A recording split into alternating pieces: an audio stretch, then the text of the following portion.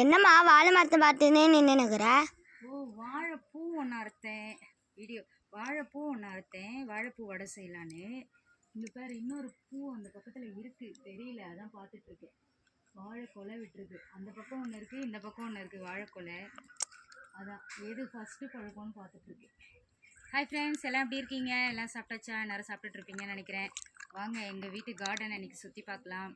இது வந்து வாழை மரம். இது வந்து மஞ்சள் வாழைப்பழம் சூப்பராக இருக்கும், பழுத்துச்சுன்னா டேஸ்ட்டு. அதுலேருந்து இன்றைக்கி ஒரு வாழைப்பூ எடுத்துருக்கோம் வடை செய்கிறதுக்காக. அப்படியே பாருங்கள், இதுதான் வாழை மரம். இது எடுத்துக்கிங்களா? இது வந்து 2 கன்று தான் வச்சது, நிறைய திருக்கு. இது வந்து சிகப்பு கனகாம்பரம், அழகாக இருக்கும். சிகப்பு கனகாம்பரம் கட்டி வச்சா அடர்த்தியாக பார்க்குறதுக்கு சூப்பராக இருக்கும். இது ஃபுல்லாகவே சிகப்பு கனகாம்பரம். இது வந்து முருங்கை மரம் ஒன்று இருக்குது. இங்கே ஒரு முருங்கை மரம் இருக்குது, தெரியுதா? வாழை மரத்தோடு ஜாயிண்ட் ஆகி மேலே போயிருக்கு, தெரியுதா என்னன்னே தெரியல. ஒரு முருங்கை மரம் இருக்குது. இங்கே பாருங்கள், இது வந்து தென்னை அதான் வச்சுருக்காங்க. தென்னங்கண்ணு உரம் போட்டிருக்காங்க, உரம் ஊற்றி வச்சுருக்காங்க நல்லா மேலே ஃபுல்லாக. தென்னங்கண்ணு கிட்டவா. இதில் இந்த இது இருக்குது பாருங்கள், கோவக்காய் செடி. இதில் கொடி வந்து இதில் பின்னி இருக்குது. கோவக்காய் சூப்பராக இருக்கும், கோவக்காய் பொரியல். இங்கேயும் கனகாம்பரம் செடி இருக்குது பாருங்கள், ஃபுல்லாக கனகாம்பரம் செடி சூப்பராக. இங்கெல்லாம் பூ வச்சுருக்கு, ஊசி கனகாம்பரம் சொல்லுவாங்க இதை. இது ஏன் அப்படின்னா, இதோட காம்பு பார்த்திங்கன்னா ஊசி மாதிரி இருக்கும் குட்டியாக, அதனால் இதுக்கு பேர் ஊசி கனகாம்பரம். இது வந்து கொய்யா மரம். இங்கே ஒரு தென்னை மரம் இருக்குது பாருங்கள், தென்னங்கன்று வச்சுருக்காங்க. கொய்யா மரம் வந்து இப்போ தான் வந்துக்கிட்டு இருக்குது, காய் இருக்குது. இதில் காட்டுறேன், இவ்வளோ சூப்பராக இருக்குது பாருங்கள். இங்கே பாருங்கள் காய், இதெல்லாம் மருந்தே போடாமல் தானாக வர்றது. இங்கே கூட ஒரு 2 காய் இருக்குது, தெரியுதா? இந்த 2 காய் இங்கெல்லாம் பிஞ்சு விட்டுருக்கு இப்போ தான். இது நாட்டு கொய்யாக்காய் சூப்பராக இருக்கும் சாப்பிட்றதுக்கு. இங்கே உள்ளெல்லாம் நிறைய இருக்குது. இது வந்து இது ஃபுல்லாக கொய்யா கன்று தான். இங்கே அப்படியே இந்த பக்கம் வந்தீங்கன்னா பப்பாளி வந்து வெட்டிட்டோம், பெருசாகிடுச்சு மரம். வெட்டி திரும்ப வந்து துளுக்குது, பப்பாளி கன்று துளுத்துக்கிட்டு இருக்கு.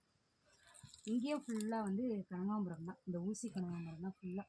இதெல்லாம் தானாகவே அதுவே வருது படர்ந்து. இது வந்து எலுமிச்சை மரம், தெரியுதா? எலுமிச்சங்காயெல்லாம் தெரியுதா உங்களுக்கு? மேலே இருக்குது. இது ஃபுல்லாக எலுமிச்சை மரம் வச்சு 12 வருஷம் கழிச்சு தான் அதில் காயே வந்துச்சு. ஆனால் இப்போ நிறைய காய் கொடுத்துருச்சு, இன்னும் கொடுத்துக்கிட்டு இருக்கு. இது பாருங்கள், வாழைக்காய் பொரியல். வாழைக்காய் பஜ்ஜி பொரியல்லாம் பண்ணுவாங்க இல்லையா, அந்த வாழைக்காய் இது, அந்த மரம் இது. இது வந்து ஆட்டுக்கு போடுற ஒரு இலை. இது பேர் எனக்கு சரியாக தெரியலை. ஆட்டுக்கு போடுற ஒரு இலை இது. மேலே பாருங்கள், சூப்பராக இருக்குல்ல. ஆடு அதிகமாக சாப்பிடும் இதெல்லாம். அப்புறம் மாதுளை. இந்த மரம் பேர் எனக்கு மறந்துருச்சு, தெரிஞ்சவங்க கமெண்ட் பண்ணுங்கள். மேலே பாருங்கள் என்ன மரம்னு. இது வந்து மாதுளம் செடி, நல்லா காய்ச்சிச்சு சீசனில். இப்போ இது காய்ச்சி முடித்து ஓஞ்சிருச்சு பாருங்கள். இப்போலாம் இலை கொட்ட ஆரம்பிச்சிருக்கு. இதுக்கப்புறம் புது இலை துளுத்து, இதுக்கப்புறம் இதில் பூ விட்டு காய் வரும். ஆனால் 1-2 காய் இருக்குது மேலே, காட்டுறேன் பாருங்கள். இது வந்து வெள்ளை கலர் மாதுளை, ஜூஸ் போடுவாங்க அதிகமாக, ஹெல்த்துக்கு ரொம்ப நல்லது இந்த மாதுளை. சூப்பராக இருக்குது. மேலே இருக்குது, தெரியுதா? இங்கே ஒரு பிஞ்சு இருக்குது, மேலெலாம் இருக்குது. காக்கா குருவியெல்லாம் அதிகமாக சாப்பிட்றதுங்க பழுத்துச்சுன்னா. அங்கே உள்ளேயே இன்னொரு முருங்கை மரம் இருக்கும் மேலே, இந்த மரத்துக்கு மேலே இன்னொரு முருங்கை மரம் இருக்குது, தெரியுதா?